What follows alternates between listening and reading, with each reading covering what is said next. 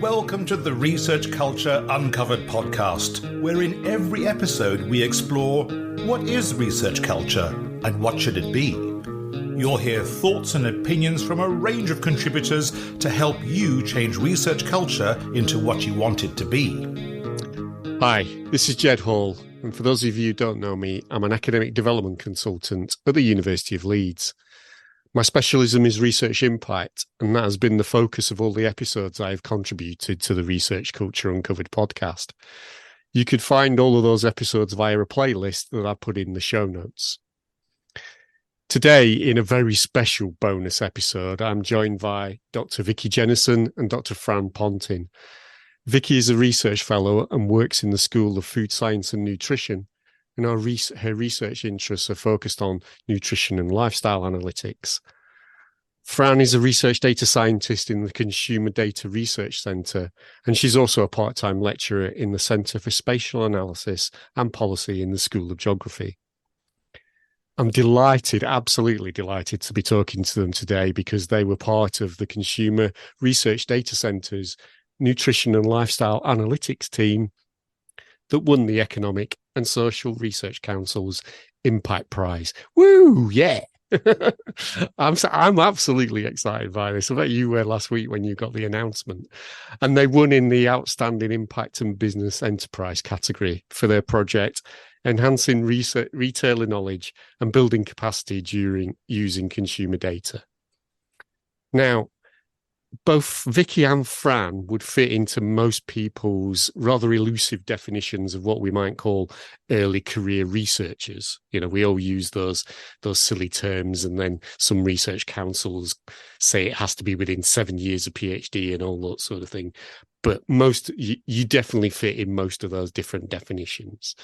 So I wanted to explore with them how impact fits into their academic identity, and how they've built the networks and competencies to achieve that impact and be part of that brilliant team, and what institutional support has been important to them in doing that.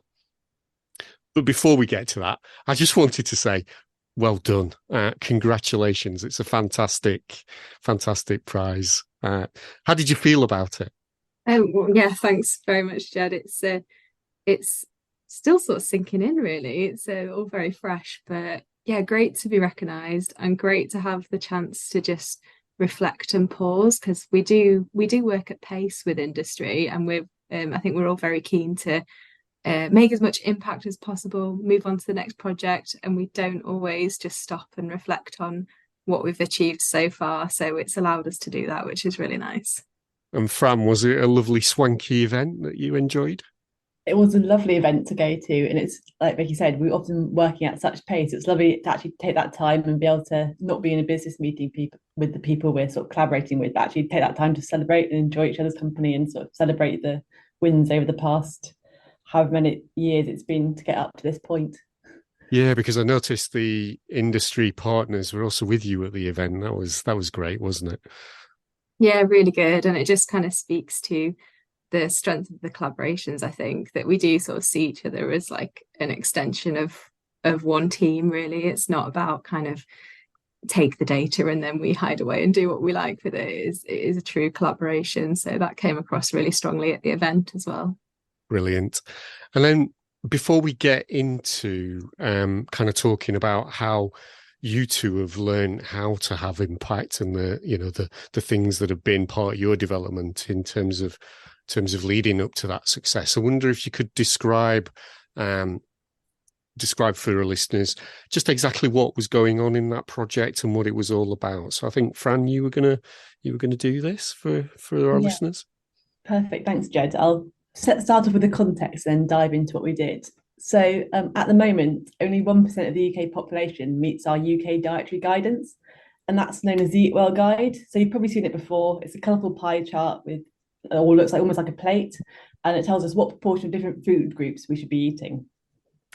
So despite so few people meeting the guidance, we know that following the guidance has both been associated with 8 years extension to life expectancy and also significantly reducing our greenhouse gas emissions. So there's no real reason why we shouldn't be doing it, but as a population, we're not.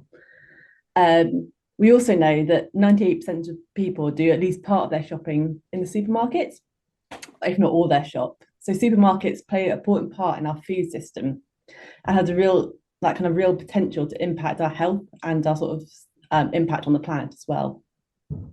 So supermarkets already do a lot to influence what we buy. So whether that be price promotions, on-shelf advertising, shelf height, colourful banners when you walk into the store. And all these nudging techniques can also then be applied to, or the logic is, could be applied and make us shift our behaviour to be more healthy and more sustainable. And then we're getting that step closer to meeting that Eat Well guidance. So the SRC Celebrating Impact Prize was awarded in the Outstanding Business and Enterprise category for work led by Michelle Morris with supermarkets to analyse transaction data to see whether trialled interventions to encourage this healthy and sustainable behaviour worked. And we've always wanted to see whether it worked as intended. So we see those positive shifts in behaviour and people aligning more closely to that Eat Well guide. We also wanted to investigate those unintended consequences. So it's brilliant in a hypothetical example if we manage to get more people to buy strawberries, eat more of their 5 a day, but not if we're actually just seeing them buying that alongside meringue and making it a mess. So it's kind of the context and the wider context of the basket is also really important. So one thing that came across during the ceremony from the ESRC was the acknowledgement of how difficult it can be to have impact with businesses, because it doesn't seem to be so much synergy when you're kind of comparing the social impact agenda of social sciences versus the business and corporate agenda. So it was really nice to hear our application praised for how our collaborative approach and the results from the work have actually fed back into the businesses and have led to supermarkets making real commitments towards health in their strategies and sustainability. So kind of making commitments around where they're going to place products in their stores and the kind of price points that they can offer products at. So yeah, really, really good to see those examples coming through. Brilliant. Thank you both for that. And it gives our listeners some context and kind of further context. CDRC as a research centre is very impact focused. I mean, that was really obvious in the successes last year in 2022 in our internal impact awards. You almost cleaned the slate in terms of winning everything, I think, in those awards. And it was interesting. We've got there's an interview with Emily Ennis, who's the impact manager from CDRC, and Mark Birkin, who at the time was director, talking about leadership within the centre. And it was interesting you mentioned Michelle leading. Now, when she got in touch with me and said you've been shortlisted, and I said, "Oh, that'd be great for a podcast," she was really insistent to kind of get out of the way and it not be about her. So and for the two of you to be on this podcast today, kind of celebrating the success. And I think that speaks volumes for kind of what leadership means in CDRC and how everyone it's a really distributed leadership model. And I can see you both nodding and agreeing with that, which is what really came through the episode last year. So have a listen to that, listeners, if you're interested in that aspect. But as I said, I wanted to get on to kind of how to develop us impact into an ECR early career researcher's career. And back in 2019, there was a book came out called Research Impact and the Early Career Researcher, and I was lucky enough to co-author the first chapter in that book. And it was really about trying to give some advice to people at the start of their career in terms of how to try and build impact in, what are the challenges, what are the ways to do that, what are the different lenses to look through that we need to develop. So I just wanted to kind of come to you both and get your two views on just how important impact is in your current research identity. Fran, I'll come to you first. Thanks, Jed. Well, I'd say to me, it's kind of at the core of what I do. I think that's actually why I picked an academic career path. I saw the kind of potential to develop both those kind of problem solving skills and sort of like constant learning, but also to be able to do it alongside the ability to produce something that actually helps people. So when deciding to do a PhD, even it was kind of that concept of research impact, though that term would probably actually meant quite little to me at the time, that sort of drove me to pick my PhD project, and sort of even the fact that of doing a PhD in the first place. So my PhD was also actually in collaboration with CDRC, so maybe sort of seeing some alignment of those values around impact there from the get-go. And I was supervised by Michelle Morris and Nick Lomax, who's one of the CDRC co-directors, alongside Graham Clark in School of Geography. And I was looking at the utility of commercial fitness app data in capturing physical activity behaviour and barriers to people being sufficiently active. So this is a little bit of a pivot from my undergraduate degree, which is in food science and nutrition, which is sort of nicely come back into play with the sort of aligning with the SRC Impact Prize work. But I think this like pivot actually kind of captured my desire to do kind of impactful research and research for the public good in the sort of CDRC tagline from the start. And that's also one of the reasons I then wanted to work with CDRC when I sort of got that postdoctoral stage, so post-PhD.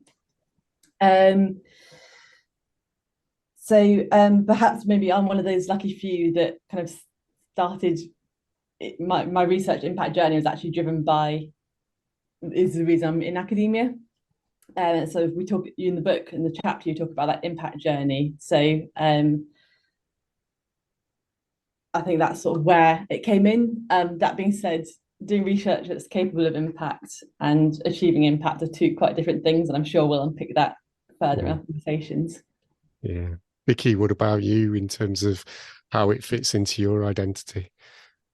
Yeah, so those identities that you pull out in the chapter, actually, I kind of laughed because I felt really seen when I read those. I actually identify with a couple of those. So particularly the existentialist, which I don't know if that's perhaps where Fran was coming from as well, that I do feel like very driven to pursue impact in my work, to kind of receive that validation that I'm doing something worthy and good.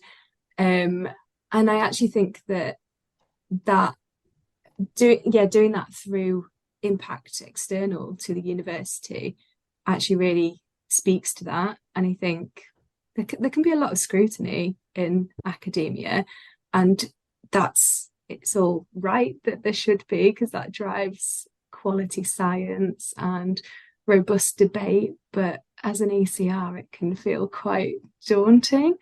And I have found that by pursuing impact and kind of speaking to others outside of the academic sphere, there's a real recognition that there's so much that needs to be done with work in the food system. So let's just make a start. Let's do something and not let great be the enemy of the good. And I kind of feel the value of my work and my contribution a little bit more acutely than I do sometimes when I'm speaking only to academics because of that level of scrutiny. Yeah, so talking to people outside the academy helps to take some of that pressure away. Is that what I'm hearing from you, Vicki? Yeah, I think so. And I think that speaks to the other identity that kind of resonated with me, which was the imposter identity. And I think that's really common, especially for early career researchers. So I think in part, for me, that's born out of the fact that I'm an interdisciplinary researcher as well. So I'm a public health nutritionist. I'm also trained in data science and a little bit of a geographer. And I feel less comfortable with those last two identities. So I tend not to introduce myself as those. But I think where in an academic setting, I am quite careful with how I would introduce myself for fear that I'll be questioned about a really complex algorithm that I've never heard of if I tell everyone that I'm a data scientist. Actually, in a kind of impact and when you're talking to businesses, the fact that I wear several hats can be really beneficial, actually, because it enables me to connect people from across the organisation, and kind of speak multiple languages and bring people together that perhaps don't really speak to each other in an organisation very much. So it can feel like a blessing and a curse at the same time, if that makes sense. Absolutely. That takes me right back. I mean, after PhD, I worked for 10 years in industry and then came back into academia. And on my first day, we were in a range of meetings. It was just before Christmas, so it felt like we were just wandering around campus, going to different Christmas parties in different departments and different schools, which actually is what we were doing. And one of the bizarrest questions I've ever been asked was, "What are you?" And I was a bit shocked at that point. I was like, Are they asking about my religious beliefs? Are they, what are they getting at? So I actually asked. I was a bit confused, and this essentially what it boiled down to was, what was your first degree in? And it was like, well, chemistry, but I haven't done chemistry since. And it was kind of like a weird labeling, a weird identity labeling. So I can understand you kind of feeling a bit more reticent about claiming a different identity when you're talking to an academic audience compared to talking to a business audience. That's really interesting. I definitely felt exactly the same thing, that people almost took you at face value in a business environment rather than what label do you come with. Anyway, so next kind of question. I thought we'd move on. So yeah, the chapter we none of it was new empirical work that we'd done. We were building on the empirical work of others, including McAlpine et al. And they'd suggested that there were kind of three trajectories that academic identity is kind of built on, and those were intellectual. I guess that's not surprising, and institutional. Is the institution got the right culture, framework, resources to enable that intellectual growth, and networks, so none of those were particularly surprising. So I wanted to kind of ask, in terms of, on the intellectual strand, the chapter talks about growing the competencies around impact.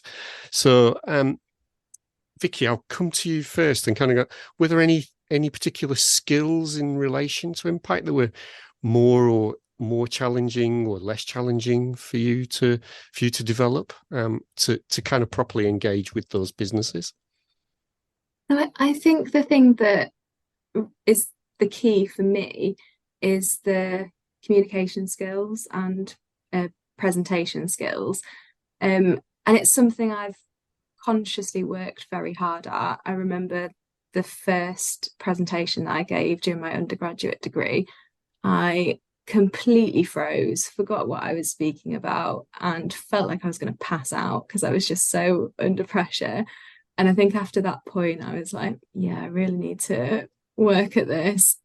So I've had presentation training and worked quite hard to try and recognize the message that I'm trying to get across. When you're speaking to businesses, especially, you don't always get a lot of time, and you've got to communicate a message, often with complicated data science methods to non-data scientists, and you've got to be quite succinct and bring everyone along on the journey in a way that's transparent and doesn't feel like smoke and mirrors, and also get across the so what for the business. Why would they even want to be involved with this? So it sort of felt fairly cyclical, in that engaging with impact has enabled me to realize what those so what's are, so that I can communicate them better, and then communicating them well enables you to realize the impact. So it feeds in to one another, and something that I'm constantly working at and trying to refine. I'm glad you mentioned that kind of cyclical nature, because I often say to people in impact training events that just go and talk to stakeholders and just keep iterating around. That's where you will find what is the thing that you have in common that you want to work on together, and that that's what really enables co-production and things like that, is hearing those voices and just being open to them. So Fran, I'll come to you. What things did you need to develop to kind of engage with impact in your... It's almost like me and Vicki are on the same journey. I would say exactly the same thing. Communication's been such a key part of that, and I sort of want to also pick up on a point Vicki made actually to the last question around sort of interdisciplinary, and I think that's where a lot of it comes out as well. So I think Vicki and I have both been described as unicorns. So the fact that we both have some data, that kind of data science skill set, and some sort of nutrition and policy background and knowledge, and I think that puts us in a really fortunate position to actually be used to switching and developing our communication skills and using that lexicon, as Vicki said, when we're working with business, almost switching how we talk, what we talk about, what level we talk at, really quickly and succinctly. And that's again part of that cyclical sort of development. So one, I guess, piece of advice I'd give somebody who wanted to sort of develop those skills was ask to be invited along to meetings with whatever stakeholder group you want to be involved with.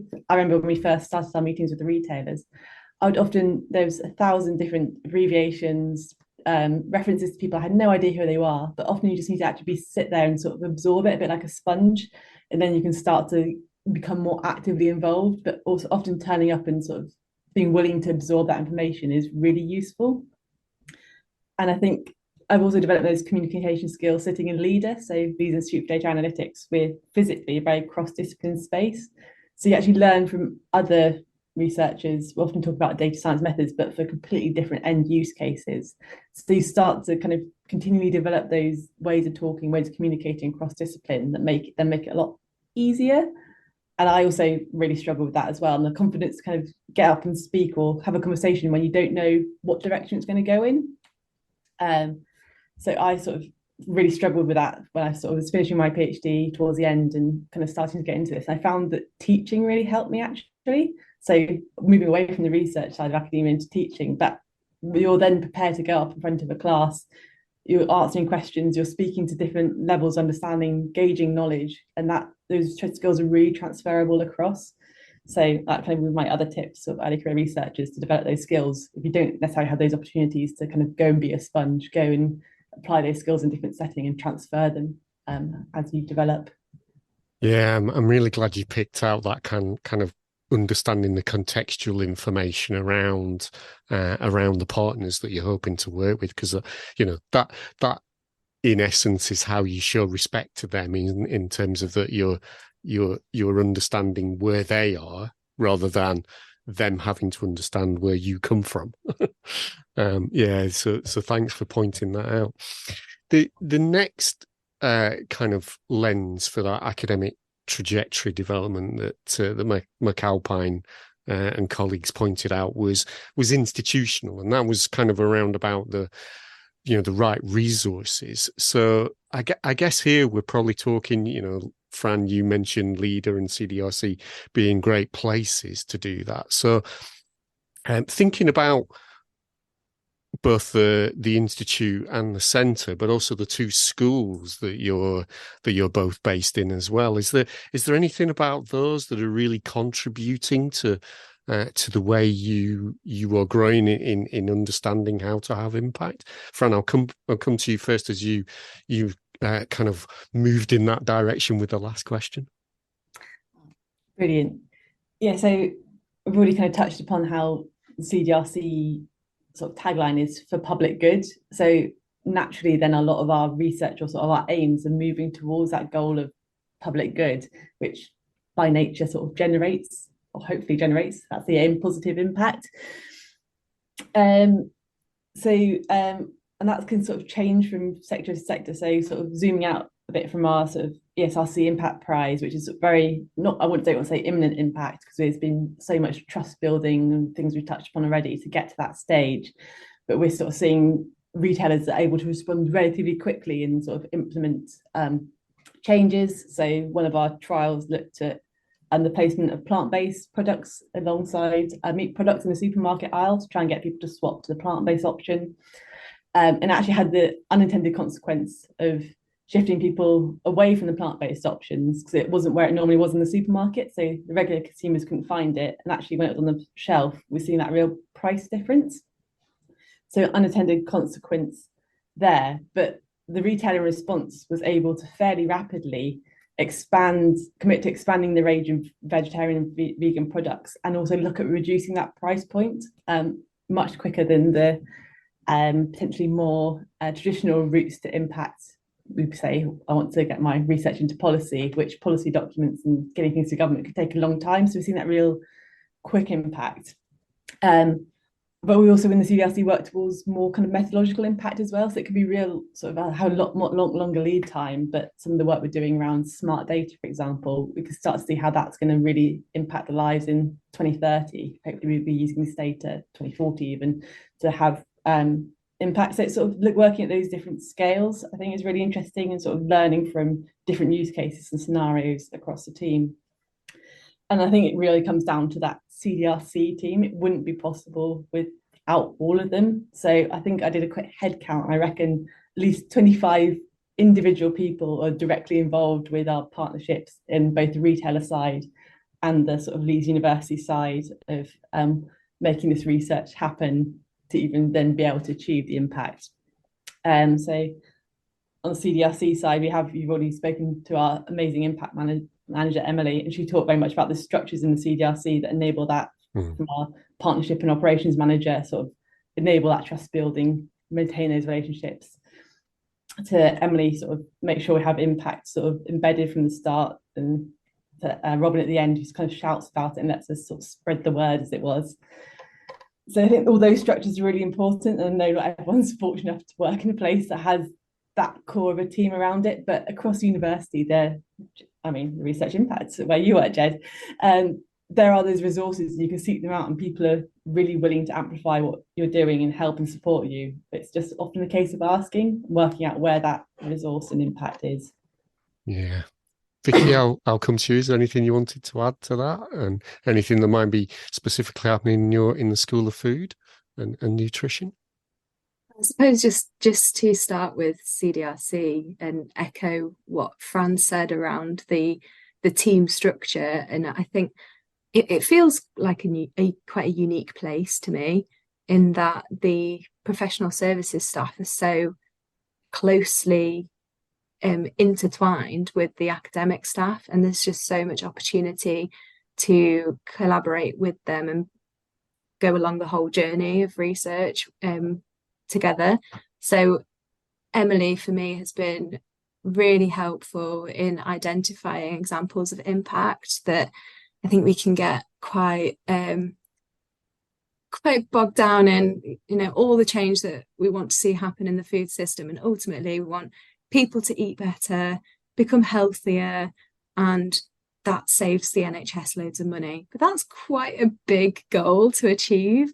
So Emily's been able to kind of keep me grounded and say, yeah, but there's a real attitudinal shift that's been going on within the retailers as well. Or you've helped to feed into the internal policy of that organisation. And those types of impact I probably wouldn't have seen if I hadn't have had somebody like Emily to work closely with. And then that helps my case for winning more funding and that kind of thing. So it really helps to drive the academic agenda as well. And I also wanted to shout out Robin. I know Fran's already done so, but from the communications side of things, being able to speak to Robin at every stage of the project, and not just at the end when we've got something that we want to share, but actually to think about a communication strategy and who do we want to speak to, what do we want to target directly to them, and what's the best way to do it? Is it a targeted email? Do we invite them to an event, or are they on a mailing list and they receive like a generic circular? So it's that kind of thing that I think, because we're thinking about things up front, it just makes it an easier journey, I think, for impact.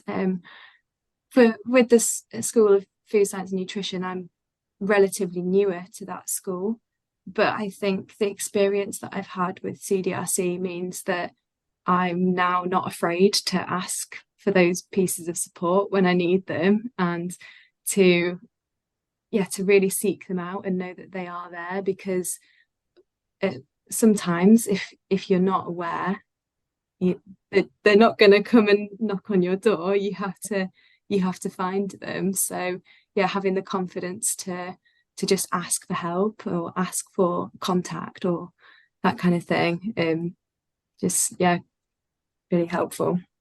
It's lovely to hear you both really quite eloquently describe how research always happens by teams, doesn't it? It's rarely in any discipline reliant on just one person. So it's fantastic to hear that, and fantastic to hear them, people, I remember Emily having her first job as an impact person and her coming along to some sessions that I did back in the day. So it's lovely to see her growth over that time, and then helping you with your growth. So yeah, I feel like a bit of a granddad though saying that. So the final element of the lenses that McAlpine talked about was networking. So again, you probably said a little bit about that in terms of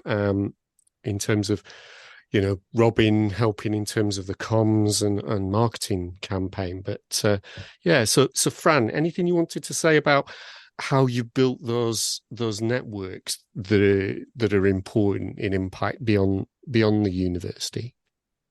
Well, I really want to credit Michelle for building a lot of those early, very early relationships with the retailers, without which we would by no means be anywhere near what we are today. And I'm going to reuse that phrase of building trust. I think Michelle enabled us to build trust, and also by partnering with the CDRC allowed sort of trust from other domains to sort of be used to help build that relationship. So having that we've got a trusted data environment, for example, in Leader. So knowing that their data is held securely, we've been audited by the retailers to kind of check that the data is held securely. So having that sort of those baselines of trust in building those networks is really important. But it initially came down to those initial conversations, relationships Michelle built, and then we've managed to build out that network through that trust. So I think also bringing on board the Institute for Grocery Redistribution, was that 3 years ago now? It feels like being longer in a negative way, but it feels like we've been working with them forever. But I guess it's still a relatively new relationship, and they've been brilliant amplifying what we do and building those networks, and also plugging into existing networks, not trying to create a whole new network, a whole new working group, actually plugging into existing structures that exist within the where you want to sort of build that network. So we work with their nutrition strategy group, for example, who meet at least annually, if not more often, and sort of identify key challenges in the retail nutrition space. So most of the major retailers and a lot of manufacturers have their lead nutritionist is a member of that group. So it's a real sort of cross-discipline, cross-sector view of what's going on in the food system and what needs to be changed. So being able to plug into those networks and actually grow through sort of organic means and existing networks, rather than, I think as academics we're often tempted to set up a working group, invite sort of disparate people from different sectors, which can work really well, but sometimes means that actually no one has time. We've got 1,000 Zoom team meetings these days. Actually plugging into existing structures is really valuable. Yeah, it's lovely to hear that. So you're getting kind of demand side requests for research, as well as you being the supply side pushing answers from questions you've been curious about. Yes, definitely. I think we've reached that not strange, but maybe unusual thing of we're having to turn people down for research they want to do with us, which is a real privileged position to be in, and sort of have to be quite picky about what we choose and commit to with our time work. Yeah. So Vicki, what did you want to add to that in terms of networks? Anything that you'd say in terms of that's been helpful in building them? Yeah, and I think at the risk of turning this into making colleagues cringe kind of session, I also wanted to give credit to Michelle Morris as a champion, really. And I think when you're early in your career and you're trying to get into those networks, you need somebody who's going to be a champion for you. And actually, Michelle's been so generous with her contacts, and she will let people in and share them. And there's sort of space for everyone to be involved.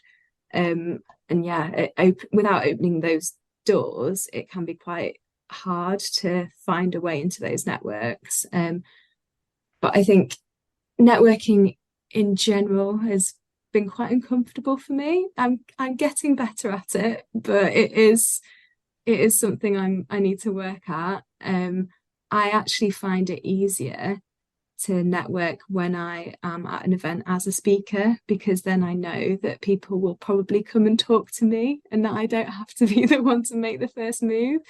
So it helps, I think, if I can put myself forward as a speaker. I'm willing to go there and contribute something, and I know that that's then an opportunity to speak to people in the less formal settings of the event as well.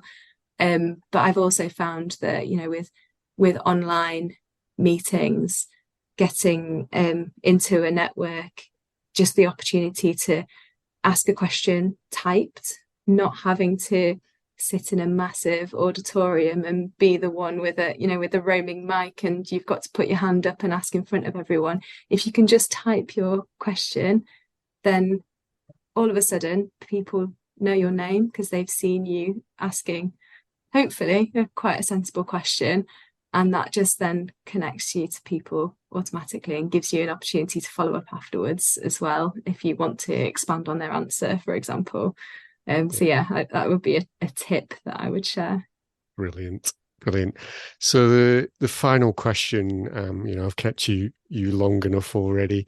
The final question focuses on the chapter's title that I, Helen and Tony put together, and that was Uncertainty and Confusion, the starting point of all expertise. So I'm going to ask you kind of a challenging question. Is there anything that you're still uncertain or confused about in terms of how to have impact, what it is, how to do it, who with? Are there any things you'd like to kind of open up to and it be almost like that counselling service? So Vicki, I'll come to you first. Yeah, when I was thinking about this question, the thing that came to mind is how you almost like set the boundary or the remit around the impact that you're trying to achieve. Because I think recently I've fallen into a bit of a trap of beating myself up for not having solved the entire food system's problems yet. I've been working really hard, so why don't I have all the answers to everything? And actually, if I could perhaps do a better job at recognizing the boundaries of the impact that's really achievable with the work that I'm doing, I can then feel a bit more validated that I've done everything in my power to work on the things that I can control, and there's lots of things that aren't in my control that I can leave to other people. I think that's the first thing whenever I'm reading any grant application or talking to anybody, just informally about what their impact is or could be, the potential, they nearly always come with, probably way too ambitious, just for, maybe one person undertaking one, maybe first grant project at, maybe 100,000 with their first award from a particular research council or funder. So I think that's not unusual, and also it happens much later on in careers as well. So I get the fantastic job of talking to both people at early stage and people at late stage careers, and they're all usually too ambitious and kind of don't think about, maybe get a bit carried away. I'm sure we'll chat about this many more times to come, Jed. Yeah, so you're not alone in that, absolutely. So, Fran, I'll come to you. Anything that you're still grappling with? I think I continue grappling with that sort of balance of the research impact versus the other pressures of an academic career. And I think institutions are definitely moving in the right direction, and we're seeing, the REF and things like that. Research impact should be embedded within research, but I think often within sort of the sort of opinions of people, it's almost seen as a nice to have or an additional extra, and sort of balancing those sort of almost competing sort of uses of your time sometimes can be quite difficult. And so you want to be doing research impact, you're generating impacts, but then sometimes actually that's at the sort of means that the papers may be coming about a little bit later actually, or we're often seeing research sort of moving past and leaving before the paper, which is great to see, but actually those are still things you need for an academic career. So I think having that, trying to balance that, and sort of, I'm hoping as an institution and as a sort of university, as academia as a whole, we're moving in that direction where they're becoming more aligned, but balancing that on the time is quite difficult at the moment. I think more hours in the day would be useful, but yeah.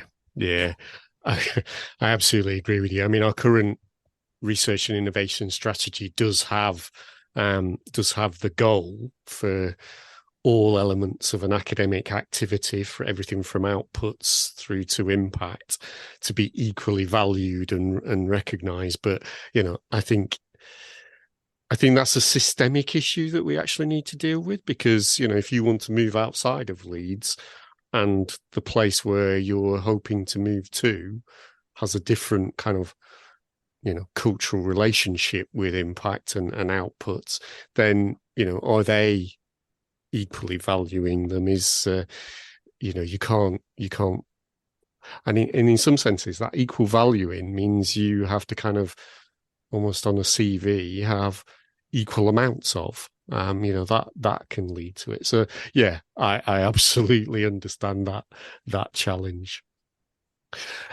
Thank you so much for the chat today, and I'm so glad that the euphoria from last week is still lasting. If I can try and make it last a bit longer by giving you another yay, yeah. And it's lovely to see the smiles on your faces with that. So make sure you on your narrative CV that you've got that written in bold at the moment, and and maybe print it out and put little gold stars around it, that kind of thing.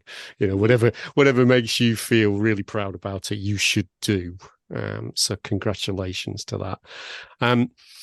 So thanks a lot for listening, listeners, and I'll leave it to Vicki and Fran to say goodbye to you all. Vicki, do you want to say bye to the listeners?